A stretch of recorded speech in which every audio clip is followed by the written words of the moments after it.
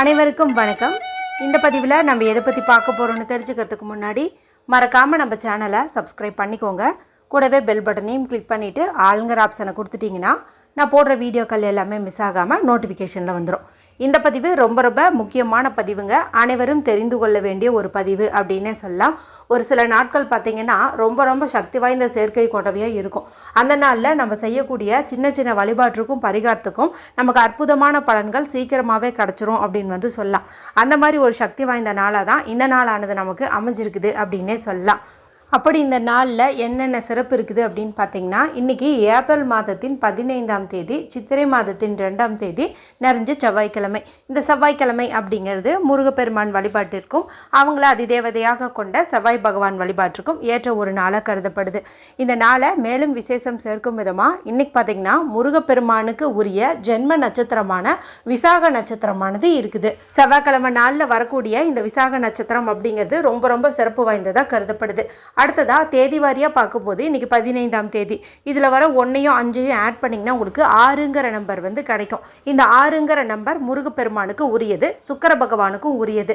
சரியாக இன்றைக்கி முருகப்பெருமானுக்கு உரிய கிழமையில் அவருக்குரிய நட்சத்திரத்தில் அவருக்குரிய இந்த எண்ணும் வந்திருக்கிறது விசேஷம். அடுத்ததாக செவ்வாய் பகவானுக்கு உரிய 99 அப்படிங்கிற எண்ணும் இன்றைக்கி நமக்கு அமைஞ்சிருக்குது. செவ்வாய்க்கிழமைனாவே அங்கே 9 அப்படிங்கிற நம்பர் எனர்ஜியாக இருங்க. அதே போலவே இந்த 2025 அப்படிங்கிறதுனுடைய கூட்டுத்தொகையும் நமக்கு 9 அப்படிங்கிறத குறிக்குது. ஏற்கனவே இந்த நாளானது ரொம்ப சக்தி வாய்ந்த நாளாக இருக்கிறதுனால தான் 9 துவரம் பருப்பை வச்சு 9 நாட்களுக்குள்ள நம்மளுடைய பிரார்த்தனைகளை நிறைவேற்றி தரக்கூடிய ஒரு அற்புதமான பரிகாரம் குறித்து செய்முறை விளக்கத்தோட காலையிலே ஒரு வீடியோ அப்லோடு பண்ணியிருந்தேங்க.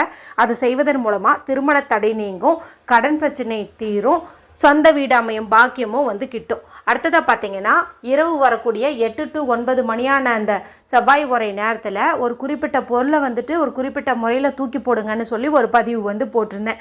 அடுத்ததாக பார்த்தீங்கன்னா 1 நிமிட பரிகாரம்னு ஒன்று போட்டிருந்தேன். அதை நீங்கள் எந்த நேரத்தில் வேணாலும் செய்யலாம். ரொம்ப சிம்பிளாக இருக்கும், ஆனால் அதீத பலன் தரக்கூடியதாகவே இருக்கும். இப்போ நான் மேலே சொன்ன அந்த வீடியோக்கள் எல்லாம் நீங்கள் பார்க்காம இருந்தீங்கும்போது இந்த வீடியோ முடியும் போது வரக்கூடிய எண்டு ஸ்க்ரீனில் அதனுடைய லிங்கை நான் கொடுக்குறேன், மறக்காமல் செக் பண்ணி பாருங்கள்.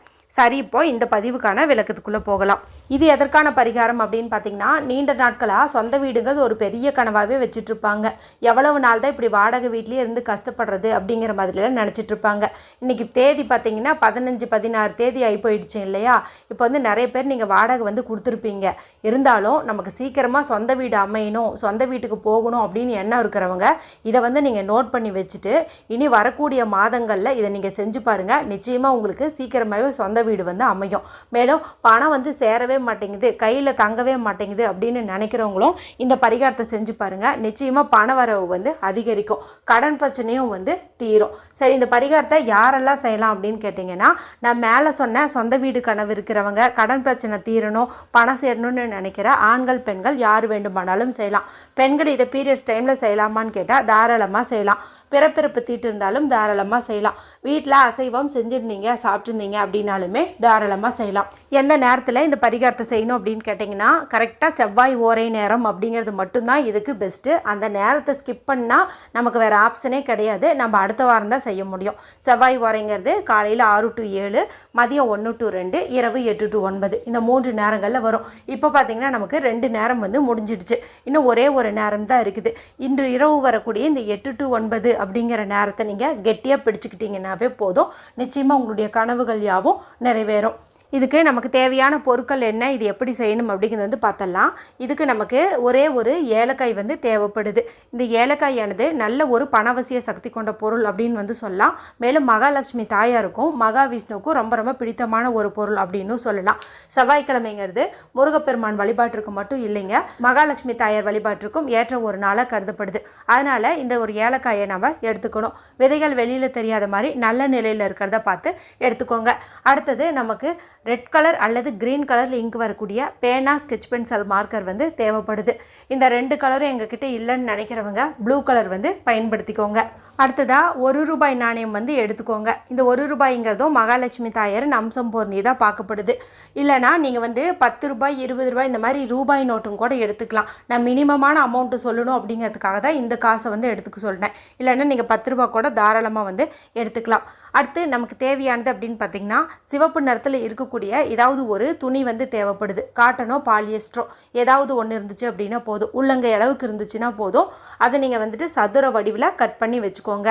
எங்களுக்கு இந்த வீடியோ பார்க்கும் சமயத்தில் துணி வந்து இல்லையே, அதுவும் ரெட் கலரில் இல்லையே அப்படின்னு நினைக்கிறவங்க, வெள்ளை நிற துணி இருந்துச்சுன்னா அந்த வெள்ளை நிற துணியில் நீங்கள் என்ன பண்ணீங்கன்னா கொஞ்சம் வந்து குங்குமத்தை வந்து தண்ணீரோடு கலந்து நல்லா பேஸ்ட் மாதிரி தடவி பூசி விட்டுருங்க. அதாவது அந்த வெள்ளை நிறம் கொஞ்சம் மாறி ரெட்டாக தெரிஞ்சிச்சு அப்படின்னா கூட போதும். இல்லையே எங்ககிட்ட வெள்ளை நிறத்துலேயும் துணி இல்லையே அப்படின்னு சொல்லி நினைக்கிறவங்க பியூரான அன்ரூல்டு ஒயிட் ஷீட் வந்து எடுத்துக்கோங்க. இல்லைன்னா ரெட் கலரில் சார்ட் பேப்பர் வச்சுருந்தீங்க அப்படின்னா அந்த சார்ட் பேப்பர் அல்லது கலர் பேப்பர் இருக்கும் இல்லையா, அந்த மாதிரி இருந்துச்சுன்னா அதை கொண்டு நீங்கள் வச்சுக்கோங்க. இப்போ வெள்ளை கலர் பேப்பர் எடுத்துருக்கிறவங்க, நான் முன்னாடி சொன்னேன் இல்லையா, துணிக்கு வந்து கொஞ்சம் குங்குமத்தை வந்து கலந்து லைட்டாக கலர் மாற்றுங்கன்னு, அந்த மாதிரி வந்துட்டு நீங்கள் இந்த பேப்பருக்கு மேலேயும் வந்து தடவி விட பியூரான ஒயிட்டாக தெரியாமல் கொஞ்சம் ரெட் கலராக இருக்கிறது அப்படிங்கிறது நல்லது. ஏன்னா சிவப்பு நிறம் அப்படிங்கிறது செவ்வாய் பகவானுக்கு உரியது. அதனால தான் வந்துட்டு சொன்னேன். வேறு எந்த ஆர்டிஃபிஷியல் கலரும் யூஸ் பண்ணாதீங்க. குங்குமத்தை தவிர வேறு எதையும் வந்து சிகப்பாக பயன்படுத்துறதுக்கு யூஸ் பண்ணாதீங்க. இப்போ நல்லா வந்துட்டு அப்ளை பண்ணி வச்சுக்கோங்க. அதன் பிறகு இந்த ஏலக்காய் இருக்குது இல்லையா, இந்த ஏலக்காயில் இப்போ நான் ஸ்க்ரீனில் காட்டுறேன் பாருங்கள்.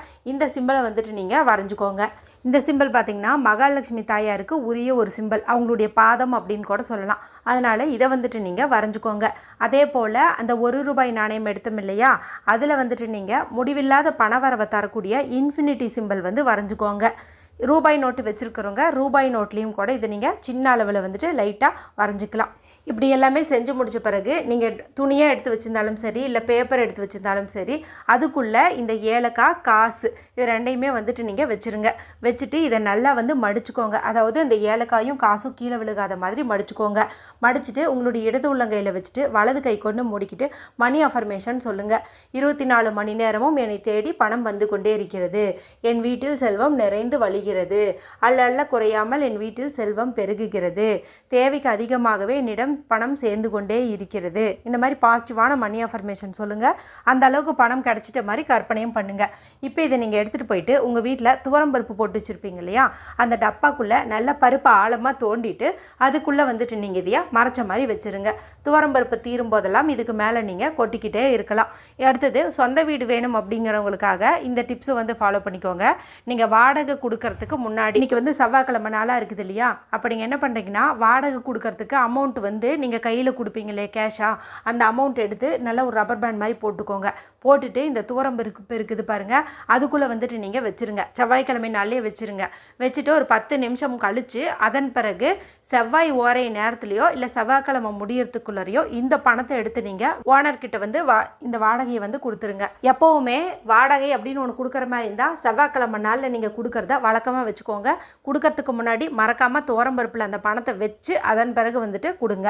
இப்படி செய்வதன் மூலமாக சீக்கிரமாகவே உங்களுக்கு சொந்த வீடு வாங்கக்கூடிய யோகம் வந்து அமையும். சரி, இப்போ இந்த துவரம்பருப்பில் மறைச்சி வச்ச அந்த பொருளை எப்போ மாற்றணும் அப்படின்னு கேட்டிங்கன்னா, எப்போவாச்சும் அது டேமேஜ் ஆயிரும் இல்லையா, அந்த பேப்பரில் வச்சுருந்தீங்கன்னா பேப்பர் வந்து கிழிஞ்சிரும். அந்த சமயத்தில் அதை தூக்கி நீங்கள் கால்படாத இடத்துல போட்டுடலாம். துணியில் முடிச்ச மாதிரி கட்டி வச்சுருக்கிறவங்க 6 மாதம் வரைக்கும் கூட வச்சுக்கலாம். எந்த தவறும் கிடையாது. 6 மாதத்துக்கு பிறகு அதை நீங்கள் பணத்தை மட்டும் எடுத்து ஏதாவது செலவுக்கு பயன்படுத்திட்டு ஏலக்காய் வந்துட்டு நீங்கள் அப்படியே எங்கேயாவது கால்படாத இடத்துல போட்டுடலாம். ரொம்ப ரொம்ப சிம்பிளான இந்த பரிகாரத்தை எல்லாருமே செவ்வாய் ஓரையில் செஞ்சு பலனடையுங்க. இந்த வாரம் செய்ய முடியலைன்னா அடுத்த வாரம் செவ்வாய்க்கிழமையாவது செய்யுங்க. வீடியோ குறித்து ஏதாவது சந்தேகங்கள் இருந்தால் கமெண்ட் பண்ணுங்கள். பிடிச்சிருந்தால் மற்றவங்களோட ஷேர் பண்ணுங்கள், லைக் பண்ணுங்கள். மற்றும் ஒரு பயனுள்ள பதிவில் உங்களை சந்திக்கிறேன். நன்றி, வணக்கம்.